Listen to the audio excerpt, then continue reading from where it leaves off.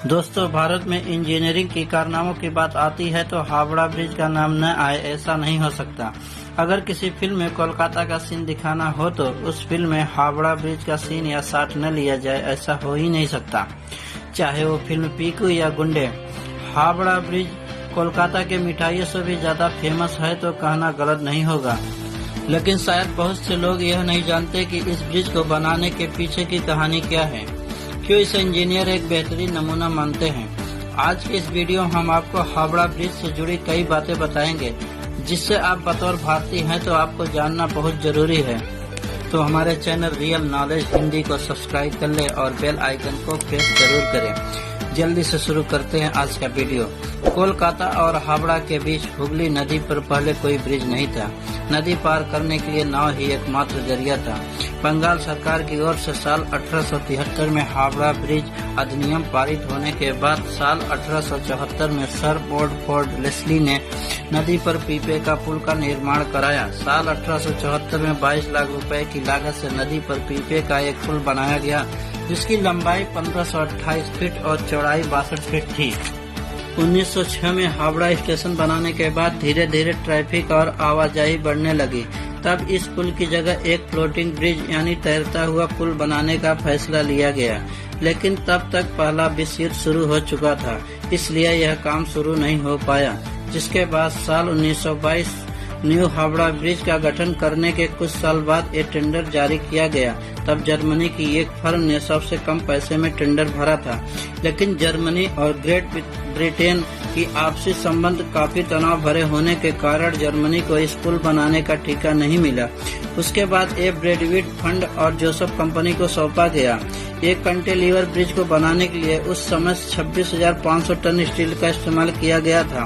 उस वक्त इतना बड़ा स्टील इकट्ठा करना एक बड़ा टास्क था, लेकिन पुल का निर्माण बहुत जरूरी था, इसलिए देश की बड़ी स्टील कंपनी बनाने वाली टाटा कंपनी सामने आई। उन्होंने स्टील देने की बात कही। इस कारण डिमांड में 23,500 टन स्टील की सप्लाई टाटा ने की।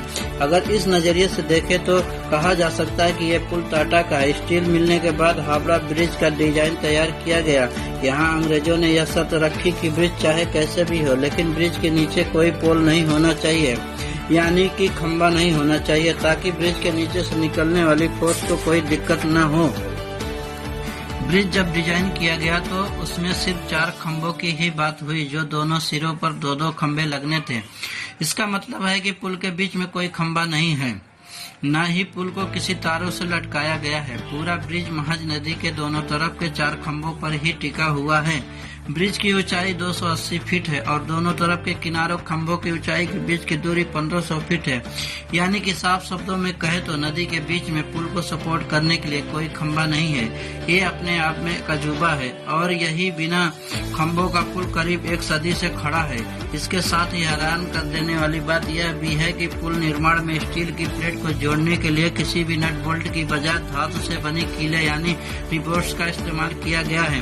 खैर जो भी है, पुल तो तैयार हो गया। तैयार होने के बाद ये दुनिया में अपनी ही तरह का तीसरा सबसे लंबा ब्रिज बना। हावड़ा ब्रिज दुनिया का एकमात्र ऐसा ब्रिज है जिसका आज तक उद्घाटन नहीं हो पाया है। दरअसल ये ब्रिज बनकर तैयार हुआ उस समय द्वितीय विश्व युद्ध चल रहा था, इसलिए तय किया गया कि इसके उद्घाटन पर कोई धूमधाम नहीं होगी। द्वितीय विश्व युद्ध दौरान जापानी सेना ने ब्रिज को भ्रष्ट करने के लिए भारी बमबारी की, लेकिन संयोग से ब्रिज को कोई नुकसान नहीं हुआ। कोलकाता और हावड़ा को जोड़ने वाला ये ब्रिज जब बनकर तैयार हुआ तो इसका नाम न्यू हावड़ा ब्रिज रखा गया। 14 जून 1965 को गुरु रविन्द्रनाथ टैगोर के नाम पर इसका नाम रविन्द्र सेतु रख दिया गया, लेकिन आज भी लोग इसे हावड़ा ब्रिज के नाम से ही जानते हैं।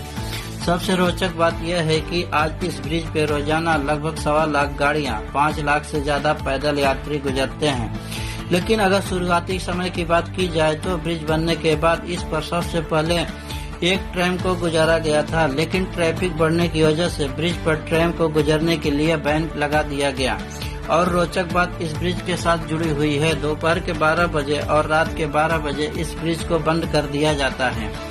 इसके पीछे कारण ये बताया जाता है कि इस ब्रिज को बनाने वाले इंजीनियर के अनुसार अगर ये ब्रिज गिरता है तो 12 बजे गिरेगा।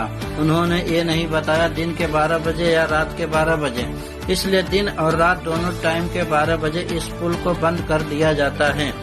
लेकिन कुछ लोग इस बात को पूरी तरह से नहीं मानते, फिर भी इस पुल को दिन में 2 बार बंद कर दिया जाता है। इसके अलावा एक और बात है जो इस ब्रिज के बारे में कही जाती है, वो यह है कि हावड़ा ब्रिज की कोई एक ऐसी चाबी है जिसे ब्रिटिश कंपनी ने भारत को नहीं दी। अब ये चाबी क्या है, इसे सुनकर आप चौंक सकते हैं। कहा जाता है कि पुराने जमाने में इसी चाबी से ब्रिज को बड़ी समुद्री जहाज को आने जाने के लिए खोल दिया जाता था।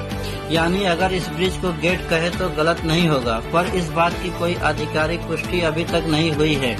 लेकिन आजकल के ब्रिज की बात करें तो इंजीनियर का कहना है कि हावड़ा ब्रिज के खंभों पर अब जंग लगने लगा है और इस जंग की वजह है पान। इस पुल पर रोजाना लाखों लोग पान चबाते हुए जाते हैं और थूकते हुए निकल जाते हैं।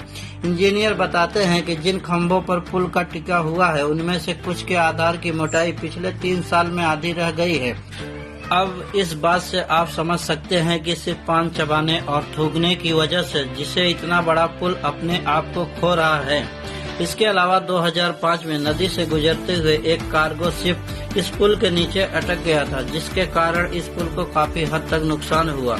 पक्षियों द्वारा हावड़ा ब्रिज पर की जाने वाली गंदगी से कोलकाता पोर्ट ट्रस्ट भी काफी परेशान है, क्योंकि इस ब्रिज को केमिकल लॉस हो रहा है, क्योंकि ट्रस्ट हर साल पक्षियों की गंदगी हटाने के लिए 5 लाख रुपए का कॉन्ट्रैक्ट देती है। इस पूरे ब्रिज को पेंट करने के लिए 26,500 लीटर पेंट की खपत होती है। इनमें लगभग 65 लाख रुपए खर्च होते हैं। 2006 के शुरुआत में इसके मरम्मत का काम कराया गया था, जिसमें 8 टन स्टील खपत हुई थी और पूरी प्रक्रिया में 50 लाख रुपए खर्च हुए थे। इसके अलावा भी ये ब्रिज भारत के इतिहास, खास तौर पर कोलकाता के इतिहास का एक बड़ा हिस्सा रहा है। इसलिए ये हमारी जिम्मेदारी बनती है कि हम ऐसी धरोहर को बचा कर रखें। बाकी आपको हावड़ा ब्रिज के बारे में क्या क्या जानकारी है, हमें कमेंट बॉक्स में जरूर बताएं। वीडियो को एक लाइक जरूर करें। हमारे चैनल से जुड़ने के लिए रियल नॉलेज हिंदी सब्सक्राइब कर लें। मिलते हैं एक और रोचक वीडियो के साथ। जय हिंद।